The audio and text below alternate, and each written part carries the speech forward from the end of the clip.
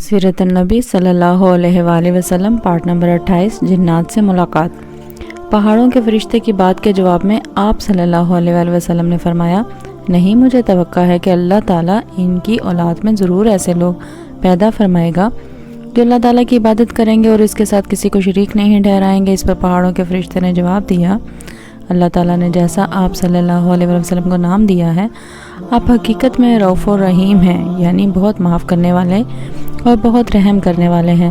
طائف کے اسی سفر سے واپسی پر 9 جنوں کا آپ صلی اللہ علیہ وسلم کے پاس سے گزر ہوا۔ وہ نصیبین کے رہنے والے تھے، یہ شام کے ایک شہر کا نام ہے۔ آپ صلی اللہ علیہ وسلم اس وقت نماز پڑھ رہے تھے، جنات نے آپ کی قرأت کی آواز سنی تو اسی وقت مسلمان ہو گئے۔ پہلے وہ یہودی تھے۔ طائف سے واپسی پر آپ صلی اللہ علیہ وسلم مکہ میں داخل ہوئے تو حرم میں آئے اور بیت اللہ کا طواف فرمایا۔ اس کے بعد گھر تشریف لے گئے۔ ادھر 9 جن جب آپ اپنی قوم میں گئے تو انہوں نے باقی جنوں کو آپ کے بارے میں بتایا، چنانچہ وہ سب کے سب مکہ پہنچے۔ انہوں نے حجون کے مقام پر قیام کیا اور ایک جن کو آپ کی خدمت میں بھیجا۔ اس نے آپ سے عرض کیا، میری قوم حجون کے مقام پر ٹھہری ہوئی ہے، آپ وہاں تشریف لے چلیے۔ آپ نے ان سے وعدہ فرمایا اور آپ رات میں کسی وقت حجون آئیں گے۔ حجون کے اس ایک قبرستان کا نام تھا۔ رات کے وقت آپ وہاں پہنچے۔ حضرت عبداللہ بن مسعود آپ کے ساتھ تھے۔ حجون پہنچ کر آپ نے حضرت عبداللہ بن مسعود کے گرد ایک خط کھینچ دیا اور فرمایا، اس سے باہر مت نکلنا، اگر تم نے دائرے سے باہر قدم رکھ دیا تو قیامت کے دن تک تم مجھے نہیں دیکھ پاؤ گے اور نہ میں تمہیں دیکھ سکوں گا۔ ایک روایت کے مطابق آپ نے ان سے فرمایا، میرے آنے تک تم اسی جگہ رہو، تمہیں کسی چیز سے ڈر نہیں لگے گا، نہ کسی چیز کو دیکھ کر ہول محسوس ہوگا۔ اس کے بعد آپ کچھ فاصلے پر جا کر بیٹھ گئے۔ اچانک آپ کے پاس بالکل سیاہ فام لوگ آئے، یہ کافی تعداد میں تھے اور آپ صلی اللہ علیہ وسلم یہ ہجوم کو ٹولے پر پڑھ رہے تھے، یعنی قرآن پاک سننے کی خواہش میں ایک دوسرے کے اوپر گر رہے تھے۔ اس موقع پر حضرت عبداللہ بن مسعود نے چاہا کہ آگے بڑھ کر ان لوگوں کو آپ کے پاس سے ہٹا دیں، لیکن پھر انہیں آپ کا ارشاد یاد آ گیا اور وہ اپنی جگہ سے نہ ہلے۔ ادھر جنات نے آپ سے کہا، اے اللہ کے رسول، ہم جس جگہ کے رہنے والے ہیں، یعنی جہاں ہمیں جانا ہے، وہ جگہ دور ہے، اس لیے ہمارے اور ہماری سواریوں کے لیے سفر کا انتظام فرما دیجیے۔ جواب میں آپ نے ارشاد فرمایا، ہر وہ ہڈی جس پر اللہ کا نام لیا گیا ہو، جب تمہارے ہاتھوں میں پہنچے گی تو پہلے سے زیادہ پرگوشت ہو جائے گی، اور یہ لید اور گوبر تمہارے جانوروں کا چارہ ہے۔ اس طرح جنات آپ صلی اللہ علیہ وسلم پر ایمان لائے۔ طفیل بن عمر دوسی کا قبول اسلام۔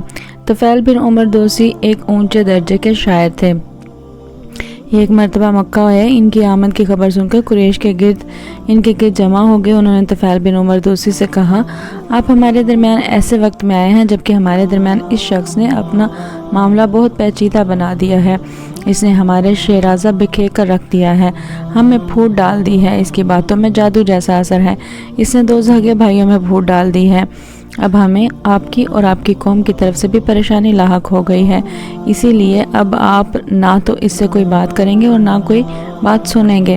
انہوں نے اس پر اتنا دباؤ ڈالا کہ وہ یہ کہنے پر مجبور ہو گئے کہ نہ میں محمد کی بات سنوں گا اور نہ ان سے کوئی بات کروں گا۔ دوسرے دن طفیل بن عمر دوسی کعبہ کے طواف کرنے کے لیے گئے تو انہوں نے اپنے کانوں میں کپڑا ٹھونس لیا کہ کہیں ان کی کوئی بات ان کے کانوں میں نہ پہنچ جائے۔ آپ اس وقت کعبہ میں نماز پڑھ رہے تھے۔ جب آپ کے پاس ہی کھڑے ہو گئے، اللہ کو یہ منظور تھا کہ آپ صلی اللہ علیہ وسلم کا کچھ کلام ان کے کانوں میں پڑ جائے، چنانچہ انہوں نے ایک نہایت پاکیزہ و خوبصورت کلام سنا۔ وہ اپنے دل میں کہنے لگے، میں اچھے اور برے میں تمیز کر سکتا ہوں، اس لیے ان کے صاحب کی بات سن لینے میں کیا حرج ہے، اگر یہ اچھی بات کہتے ہیں تو میں قبول کر لوں گا اور بری بات ہوئی تو چھوڑ دوں گا۔ کچھ دیر بعد آپ صلی اللہ علیہ وسلم نماز سے فارغ ہو کر اپنے گھر کی طرف چلے تو انہوں نے کہا، اے محمد، آپ کی قوم نے مجھ سے ایسا کہا ہے، اسی لیے میں آپ کی باتوں سے بچنے کے لیے کانوں میں کپڑا ٹھونس لیا تھا، مگر آپ اپنی بات میرے سامنے پیش کریں۔ یہ سن کر آپ نے ان پر اسلام پیش کیا اور ان کے سامنے قرآن کی تلاوت کی۔ قرآن سن کر طفیل بن عمر دوسی بول اٹھے، اللہ کی قسم، میں نے اس سے اچھا کلام کبھی نہیں سنا۔ اس کے بعد انہوں نے کلمہ پڑھا اور مسلمان ہو گئے۔ پھر انہوں نے عرض کیا، ہے اللہ کے نبی صلی اللہ علیہ وسلم، میں اپنی قوم میں اونچی حیثیت کا مالک ہوں، وہ سب میری بات سنتے ہیں، مانتے ہیں، میں واپس جا کر اپنی قوم کو اسلام کی دعوت دوں گا، اس لیے آپ میرے لیے دعا فرمائیں۔ اس پر آپ نے ان کے لیے دعا فرمائی۔ پھر وہ واپس روانہ ہو گئے۔ اپنی بستی کے قریب پہنچے تو وہاں انہیں پانی کے پاس قافلے نظر آئے۔ عین اس وقت ان کی دونوں آنکھوں کے درمیان چراغ کی مانند ایک نور پیدا ہو گیا، اور ایسا آپ صلی اللہ علیہ وآلہ وسلم کی دعا کی وجہ سے ہوا تھا۔ رات بھی اندھیری تھی، اس وقت انہوں نے دعا کی، اے اللہ اس نور کو میرے چہرے کے علاوہ کسی اور جگہ میں پیدا فرما دے، مجھے ڈر ہے میری قوم کے لوگ یہ نہ کہنے لگیں کہ دین بدلنے کی وجہ سے ان کی شکل بگڑ گئی ہے۔ چنانچہ اسی وقت وہ نور ان کے چہرے سے ان کے کلہے میں آ گیا، اب ان کا کوڑا کسی قندیل کی طرح روشن ہو گیا۔ اسی بنیاد پر حضرت طفیل بن عمر دوسی رضی اللہ تعالیٰ عنہ کو ذی النور کہا جانے لگا، یعنی نور والے۔ وہ گھر پہنچے تو ان کے والدین کے پاس آئے، انہوں نے ان سے کہا آپ میرے پاس نہ آئے، اب میرا آپ سے کوئی تعلق نہیں اور نہ آپ کا مجھ سے کوئی تعلق رہ گیا ہے۔ یہ سن کر ان کے والد نے پوچھا کیوں بیٹے کیا بات ہوئی؟ انہوں نے جواب دیا میں مسلمان ہو گیا ہوں، میں نے محمد صلی اللہ علیہ وسلم کا دین قبول کر لیا ہے۔ یہ سنتے ہی ان کے والد بول اٹھے بیٹے جو تمہارا دین ہے وہی میرا دین ہے۔ تب طفیل بن عمر دوسی رضی اللہ تعالیٰ عنہ نے انہیں غسل کرنے اور پاک کپڑے پہننے کے لیے کہا۔ جب وہ ایسا کر چکے تو ان پر اسلام پیش کیا، وہ اسی وقت کلمہ پڑھ کر مسلمان ہو گئے۔ پھر ان کی بیوی ان کے پاس آئیں، انہوں نے بھی اسلام قبول کر لیا۔ اب انہوں نے اپنی قوم کے لوگوں پر اسلام پیش کیا، وہ لوگ بگڑ گئے۔ مسجد الحرام سے مسجد اقصی تک ان کا یہ حال دیکھ کر حضرت طفیل بن عمر دوسی رضی اللہ تعالیٰ عنہ پھر حضور نبی کریم صلی اللہ علیہ وآلہ وسلم کے پاس گئے اور آپ سے عرض کیا اے اللہ کے رسول قوم دوست مجھ پر غالب آ گئی، اسی لیے آپ ان کے لیے دعا فرمائیے۔ آپ صلی اللہ علیہ وسلم نے دعا فرمائی اے اللہ قوم دوست کو ہدایت عطا فرما، انہیں دین کی طرف لے آ۔ حضرت طفیل بن عمر دوسی رضی اللہ تعالیٰ عنہ نے پھر اپنے لوگوں میں گئے، انہوں نے پھر سے دین کی اسلام کی تبلیغ کی۔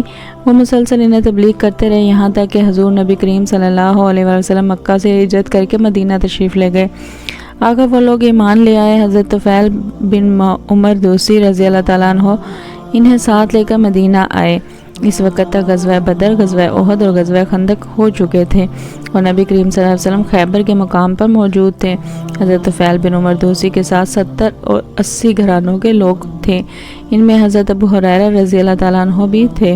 چونکہ یہ لوگ وہاں غزوہ خیبر کے وقت پہنچے تھے، اس لیے نبی کریم صلی اللہ علیہ وسلم نے تمام مسلمانوں کے ساتھ ان کا بھی حصہ نکالا، اگرچہ وہ جنگ میں شریک نہیں ہوئے تھے۔ طائف کے سفر کے بعد معراج کا واقعہ پیش آیا جو نبی کریم صلی اللہ علیہ وآلہ وسلم پر اللہ تعالیٰ کا خاص انعام اور نبوت کا بہت بڑا معجزہ ہے۔ یہ واقعہ اس طرح ہوا کہ حضور صلی اللہ علیہ وآلہ وسلم مکہ معظمہ میں حضرت ام ہانی رضی اللہ تعالیٰ عنہ کے گھر رات کے وقت آرام فرما رہے تھے کہ اللہ تعالیٰ نے حضرت جبرائیل علیہ السلام اور حضرت میکائیل علیہ السلام کو آپ کے پاس بھیجا۔ وہ آپ کو مسجد حرام لے گئے، پھر وہاں سے براق پر سوار کر کے مسجد اقصی لے گئے، جہاں تمام انبیاء علیہ السلام نے آپ کی اقتداء میں نماز ادا کی۔ اس کے بعد آپ کے ساتوں آسمانوں کی سیر کرائی گئی اور آپ اللہ تعالیٰ سے ہم کلام ہوئے۔ اس سفر میں کچھ اہم تفصیلات یہ ہیں۔ حضور نبی کریم صلی اللہ علیہ وآلہ وسلم بیت المقدس پہنچنے سے پہلے حضرت جبرائیل کے ساتھ چلے جا رہے تھے کہ راستے میں ایک سرسبز علاقے سے گزر ہوا۔ حضرت جبرائیل علیہ السلام نے آپ سے کہا یہاں اتر کر 2 رکعت نماز پڑھ لیجیے۔ آپ نے براق سے اتر کر 2 رکعتیں عطا کی۔ حضرت جبرائیل علیہ السلام نے پوچھا آپ کو معلوم ہے یہ کون سا مقام ہے؟ آپ نے فرمایا نہیں۔ تب حضرت جبرائیل علیہ السلام نے کہا یہ آپ نے طیبہ یعنی مدینہ منورہ میں نماز پڑھی ہے اور یہی آپ کی ہجرت گاہ ہے، یعنی مکہ سے ہجرت کر کے آپ یہیں آئیں گے۔ اس کے بعد براق پھر روانہ ہوا، اس کا ہر قدم جہاں تک نظر جاتی تھی وہاں پڑتا تھا۔ ایک اور مقام پر حضرت جبرائیل علیہ السلام نے کہا یہاں اتر کر نماز پڑھی ہے۔ آپ نے 2 رکعت نماز ادا کی۔ انہوں نے بتایا کہ مدین میں نماز پڑھی ہے۔ اس بستی کا نام مدین حضرت ابراہیم علیہ السلام کے بیٹے مدین کے نام پر رکھا گیا، انہوں نے اسی مقام پر قیام کیا تھا۔ اس کے بعد وہاں آبادی ہو گئی تھی۔ حضرت شعیب علیہ السلام اسی بستی میں مبعوث ہوئے تھے۔ اس کے بعد پھر آپ اسی براق پر سوار ہوئے۔ ایک مقام پر حضرت جبرائیل علیہ السلام نے آپ سے کہا اب یہاں اتر کر نماز پڑھیے۔ آپ یہاں اتر کر نماز پڑھیے۔ آپ نے 2 رکعت نماز ادا کی۔ جبرائیل علیہ السلام نے بتایا یہ بیت اللحم ہے۔ بیت اللحم بیت المقدس کے پاس ایک بستی ہے جہاں حضرت عیسیٰ علیہ السلام کی پیدائش ہوئی تھی۔ اسی سفر میں آپ نے اللہ کے راستے میں جہاد کرنے والوں کا حال دیکھا، یعنی آپ کو آخرت کی مثال شکل کے ذریعے مجاہدین کے حالات دکھائے گئے۔ حضرت جبرائیل علیہ السلام نے بتایا یہ اللہ کی راہ میں جہاد کرنے والے لوگ ہیں، اللہ نے ان کی ہر نیکی کا ثواب 700 گنا کر دیے ہیں۔ اسی طرح حضرت صلی اللہ علیہ وآلہ وسلم کے سامنے دنیا لائی گئی۔ دنیا ایک حسین اور جمیل عورت کی شکل میں دکھائی گئی تھی۔ اس عورت نے آپ سے کہا اے محمد میری طرف دیکھیے، میں آپ سے کچھ کہنا چاہتی ہوں۔ آپ نے اس کی طرف کوئی توجہ نہیں دی اور جبرائیل علیہ السلام سے پوچھا یہ کون ہے؟ انہوں نے بتایا یہ دنیا ہے، اگر آپ اس کی طرف توجہ دیتے تو آپ کی امت آخرت کے مقابلے میں دنیا کو اختیار کر لیتی۔ اس کے بعد آپ نے راستے میں ایک بڑھیا کو دیکھا۔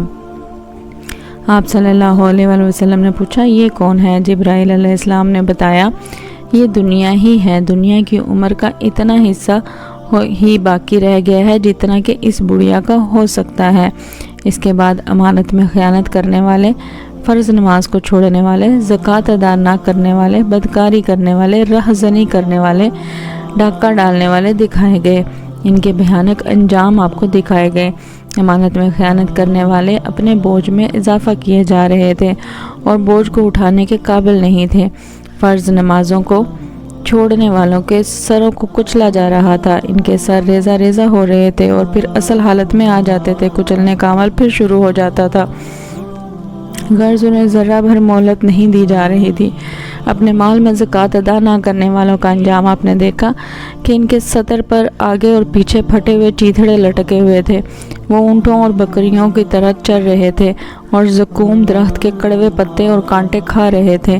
زقوم درخت کے بارے میں آتا ہے کہ اس قدر کڑوا اور زہریلا ہے کہ اس کی کڑواہٹ کا مقابلہ دنیا کا کوئی درخت نہیں کر سکتا۔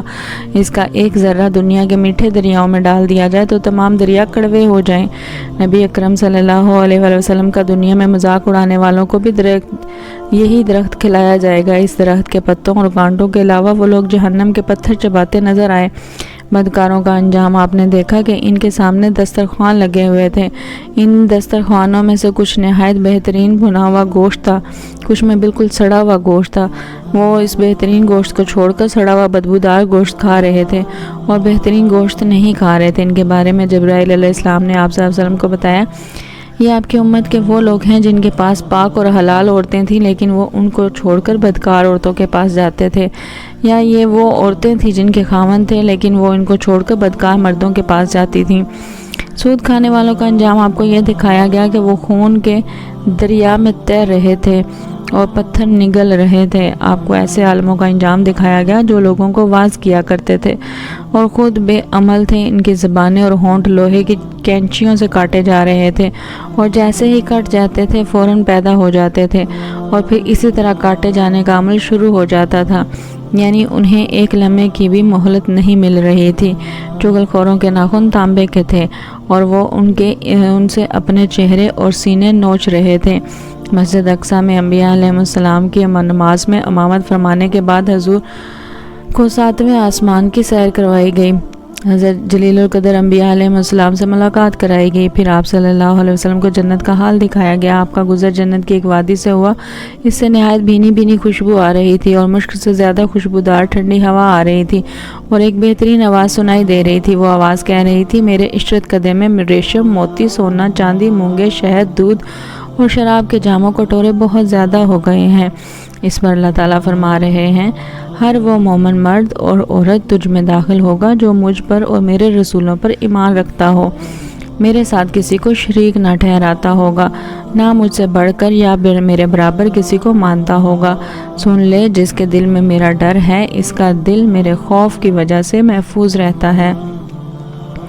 جو مجھ سے مانگتا ہے میں اسے محروم نہیں رکھوں گا، جو مجھے قرض دیتا ہے یعنی نیک عمل کرتا ہے اور میری راہ میں خرچ کرتا ہے میں اسے بدلہ دوں گا، جو مجھ پر توکل سے اور بھروسہ کرتا ہے اس کی جمع پونجی کو اس کی ضرورت کے لیے پورا کرتا رہوں گا۔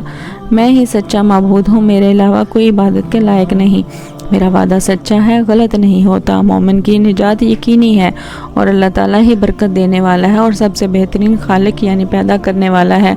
یہ سن کر میں نے کہا بس اے میرے پروردگار میں خوش اور مطمئن ہوں۔ اللہ سے ہم کلامی۔ دوزخ کا حال یہ دکھایا گیا کہ آپ وادی میں پہنچے، آپ وہاں آپ نے ایک بہت بدنما آواز سنی، آپ نے بدبو بھی محسوس کی۔ آپ نے پوچھا جبرائیل یہ کیا ہے؟ انہوں نے بتایا یہ جہنم کی آواز ہے، یہ کہہ رہی ہے اے میرے پروردگار مجھے وہ غذا دے جس کا تو نے مجھ سے وعدہ کیا ہے۔ میری زنجیریں اور بیڑیاں، میری آگ، میرے شعلے، میری گرمی، میری گرم ہوا، پیپ اور عذاب کے دوسرے ہیبتناک سامان بہت بڑھ گئے ہیں۔ میری گہرائی اور اس گہرائی میں آگ کی تپش یعنی میرا پیٹ اور اس کی بھوک بہت زیادہ ہے، اس لیے مجھے میری اور وہ خوراک دے جس کا تو نے مجھ سے وعدہ کیا ہے۔ جہنم کی اس پکار کے جواب میں اللہ تعالیٰ نے فرمایا، ہر کافر اور مشرک، بدتنیت، بدمعاش اور خبیث مرد اور عورت تیری خوراک ہیں۔ یہ سن کر جہنم نے جواب دیا، بس میں خوش ہو گئی۔ اسی سفر میں آپ کو دجال کی صورت دکھائی گئی۔ اس کی شکل عبدالعزیٰ بن قطن جیسی تھی۔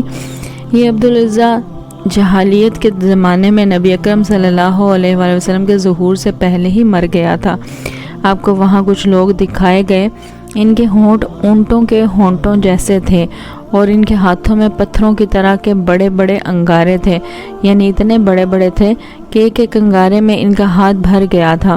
وہ لوگ انگاروں کو اپنے منہ میں ڈالتے تھے۔ آپ نے یہ منظر دیکھ کر جبرائیل علیہ السلام سے پوچھا، جبرائیل یہ کون لوگ ہیں؟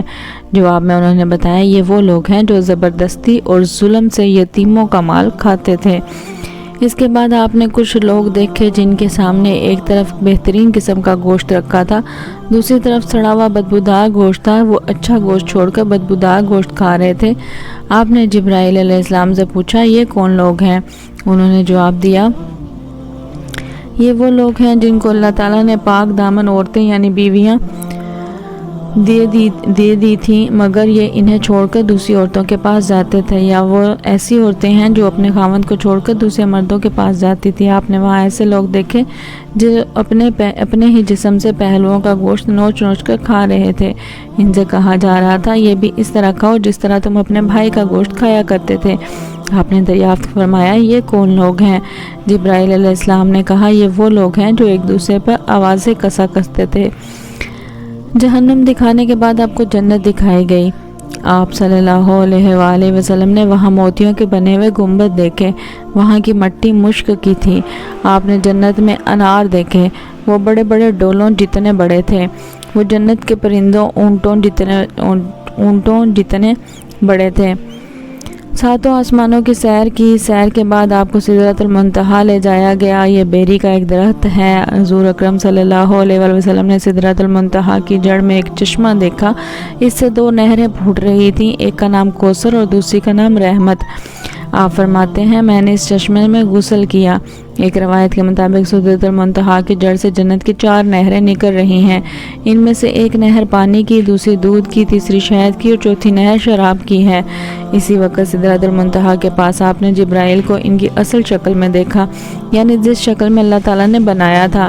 ان کے 600 پر ہیں اور ہر پر اتنا بڑا ہے کہ اس سے آسمان کا کنارہ چھپ جائے۔ ان پروں سے رنگا رنگ موتی اور یاقوت اتنی تعداد میں گر رہے تھے کہ ان کا شمار اللہ ہی کو معلوم ہے۔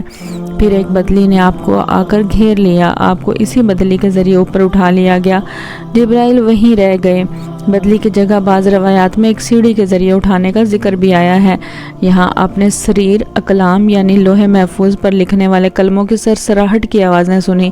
یہ تقدیر کے قلم تھے اور فرشتے ان سے مخلوق کی تقدیریں لکھ رہے تھے۔ اس تفصیل سے معلوم ہوا کہ جبرائیل علیہ السلام سدرۃ المنتہا سے آگے نہیں گئے، اور یہ بھی معلوم ہوا کہ سدرۃ المنتہا 7ویں آسمان سے اوپر ہے۔